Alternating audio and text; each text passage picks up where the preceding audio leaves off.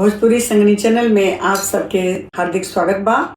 नजर लागे राजा तोरे बंगले पर, नजर लागे राजा तोरे बंगले पर, तोरे बंगले पर राजा तोरे बंगले पर, तोरे बंगले पर राजा तोरे बंगले पर, नजर लागे राजा तोरे बंगले पर, नजर लागे राजा तोरे बंगले पर।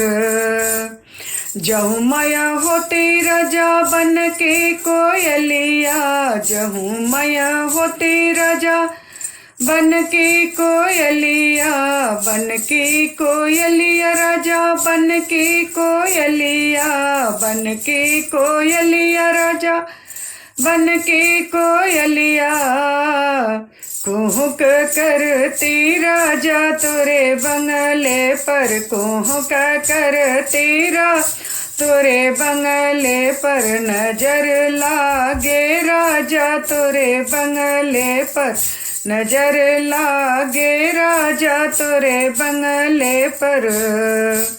जहूँ माया होती राजा बेला चमेलिया, जहूँ माया होती राजा बेला चमेलिया, बेला चमेलिया राजा बेला चमेलिया, जहूँ माया होती बेला चमेलिया, कुहुक होती राजा तोरे बंगले पर, कुहुक होती तोरे बंगले पर, नजर लागे राजा तोरे बंगले पर, नजर लागे राजा तोरे बंगले पर।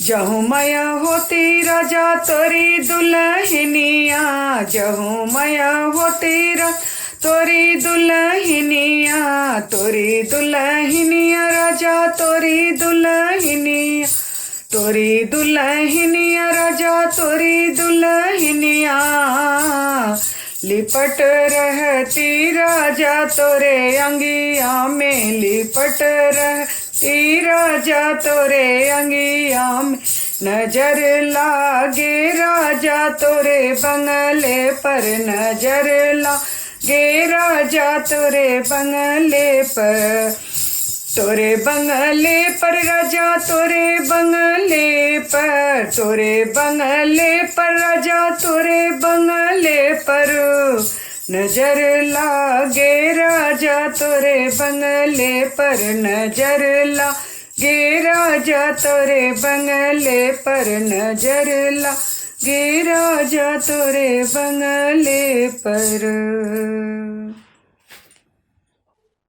आप सबके ये लोकगीत कैसन लगल? अगर नीक लगल तो आप सब्सक्राइब और अपने दोस्तन में शेयर जरूर करो। धन्यवाद।